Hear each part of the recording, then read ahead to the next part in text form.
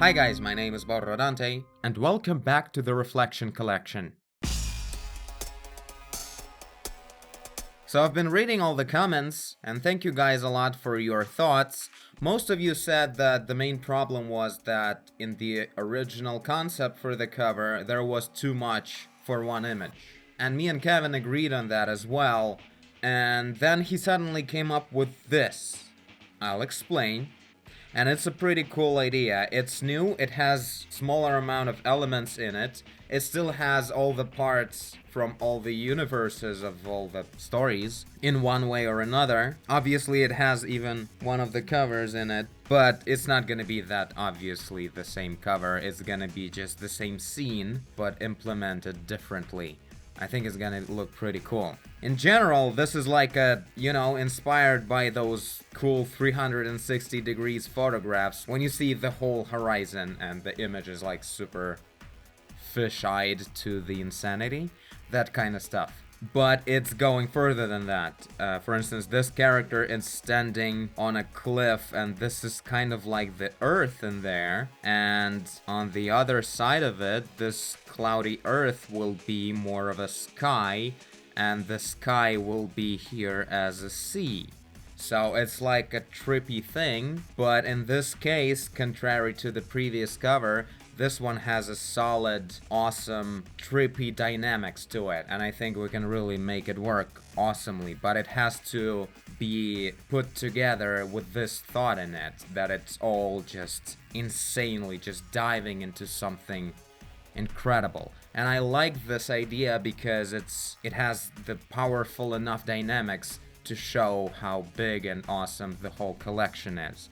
So that is really cool. So basically in the center we have the right? Am I calling it correctly? Is it Yeah, crystal, the green essence that is connecting all the other essences, and is the green essence of life, like it's the main one. So this crystal is in the middle. It has the Reflection Collection engraved in it. Leonard H. Roseberg is a sculptor, so it kind of like refers to him as well. Water is referring to the Bundorf cover that we painted with the lonely boat. Did we paint it, or did I paint it myself without an episode? That might be the case. Well, anyway, you may have seen it on Instagram. Okay, so also, this on top is also the road, cobblestone path. That's important. That's also a part of one of the stories. So that's where we have the road. The eye is going to be this cloudy earth. Kevin said that it's just referring to the eye, and I proposed an idea that clouds will form the pattern of the iris, like it sometimes has the thing. So the clouds will have this kind of pattern appearing in there. So that's gonna look pretty cool, and it's not very dominant, so if you wanna see it, you'll see it. Anyway, I think I described everything we need to know. Right now I just wanna put everything together and just start rendering it into something. I may even just clone this into the thing. Oh, it has the same resolution, cool. Okay, so I'm gonna do stuff. Potato. I'll fill in some colors to finish the basic concept. Then I'll apply the median filter on top, just to even out the quality of everything to a low level and to be able to build up on top of it. I think it's gonna be pretty cool. Never tried it before, but I think it's gonna work well. There's a lot of stuff to search in here, like the shapes and more search for the color, but why not start on what Kevin already put together here? And it's a good thing that he came up with that idea, by the way, because I can figure out what to paint about, a story, but when it's a big collection like that, I think only Kevin can really know what can actually work to represent the story as it's supposed to be. So yeah, thanks to him that he came up with this idea, because this is really cool and it has the very convenient dynamics that I can work with. So yeah, I'm gonna do some preparations.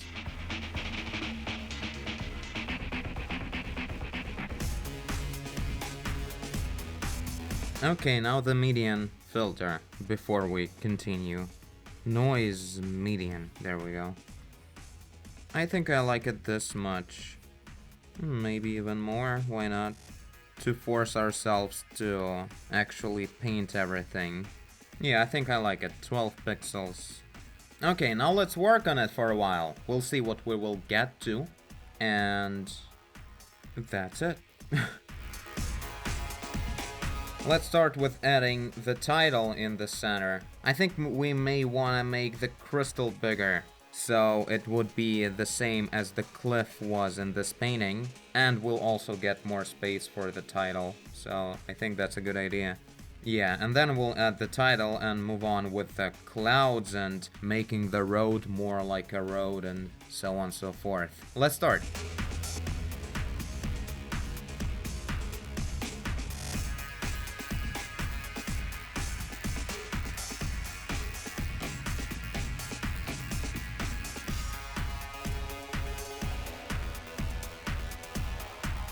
Okay, finally made the crystal actually symmetrical. Not on the first try, but I did it. We'll think more on the way we render the actual colors of the crystal later, but for now let's mark in the actual letters. Oh, it's not exactly in the center of the picture now, god damn it.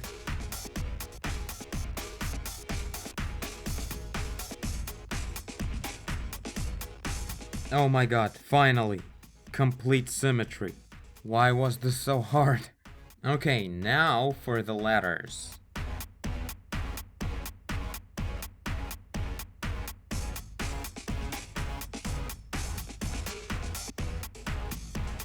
Okay, so far it looks like something I could have done in Microsoft Word. Well, fuck. Well, I think it's a good base anyway. We need to make these gradients. So the basic logic is, if the angle of the surface is facing downwards, it should have the brightest color of the stone, the brightest green. Because it's transparent and distorting, and as a base, it's not 100% how it works, but as a base, it's a good idea to kind of like flip the shading to a certain extent. When it's in some way spherical, so the stone is kind of like round, faceted but round, and the letters, they're engraved, so we follow the same idea, but the top edge will be facing downwards because it's going inside. Therefore, it's gonna have the same angle as this bottom one, so all the top edges will be bright and the bottom ones will be dark. So this is what I'm doing so far. And yeah, the pale, bright spots here is not a distortion of the stone, it's the reflection of the light source. So that's why it works this way. The brightest color of the stone is at the bottom right, the brightest highlight that has the color of the light source is at the top left. Yeah. Moving on.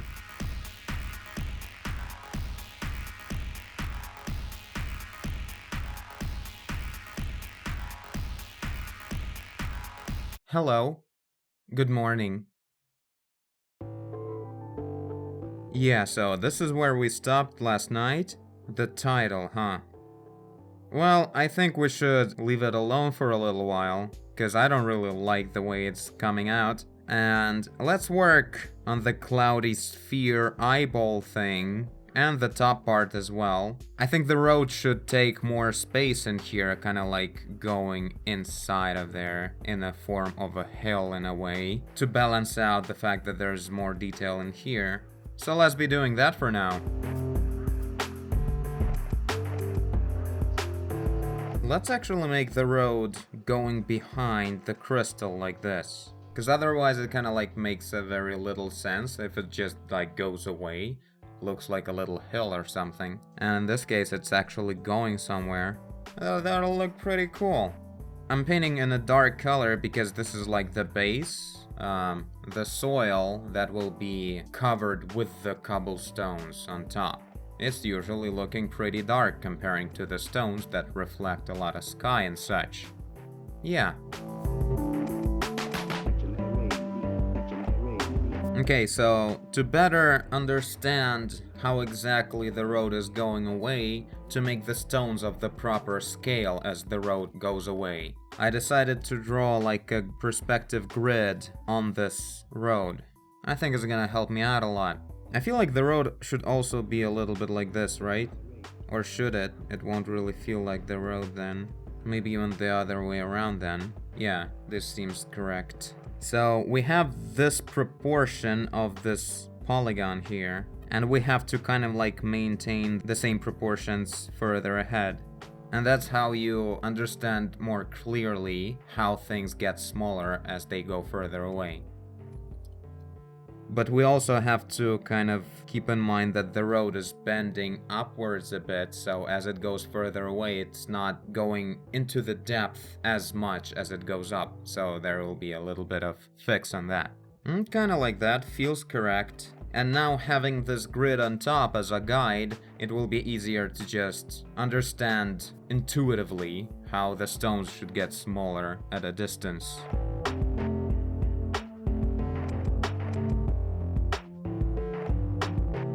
So I think in the beginning, the stones should be kind of like drowning in the seawater, and the road is getting assembled from these stones gathering from the sea.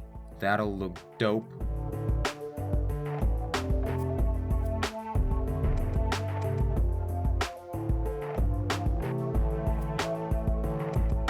Yeah, let's also make things like this. Like there will be some kind of like disassembling area or assembling area here, and some of it will be here, so it will look a bit more interesting. Adding some events to the road, because otherwise it's very uniform, and this will look pretty cool.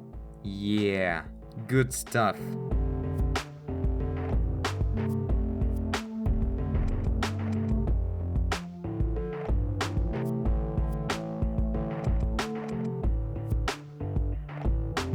Oh yeah, this is cool. Some more shading on the stones will make it look just perfect. Perfecto. But for now, let's work a bit on the clouds to, introduce all the main details to the story. And that would be it for this episode, I suppose.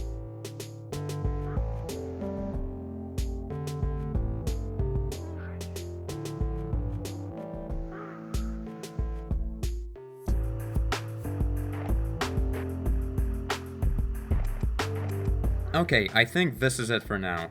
Kinda looks like an iris, right? Oh yeah, I actually had no idea if I'll be able to do that with such untypical colors for the iris, but I think it's kind of recognizable. It would be cool to add even more tiny fibers to make it look like super detailed and of a great scale, so we'll do that later. Same as work on the title. Render the stone a bit better, add some shading on the cobblestones of the road, and probably put some work into the figure at the bottom. There's not a lot of it needed, but surely needed indeed. I'm thinking the title could use more of an organic and interesting beveling here. Maybe like playing more with the actual geometry of the stone and not be so perfect and sometimes like getting wider. But at the same time, I'm not sure if it's a good idea, meaning it's kind of like jewelry work. So if it's too organic, it's gonna look kind of messy. But I think we can find some kind of middle ground there to make it look interesting and beautiful. So we'll do that.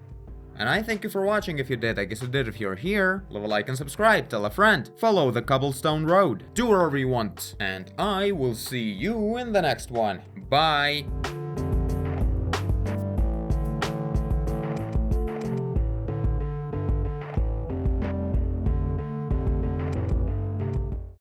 Well, yes. No. No. Yes.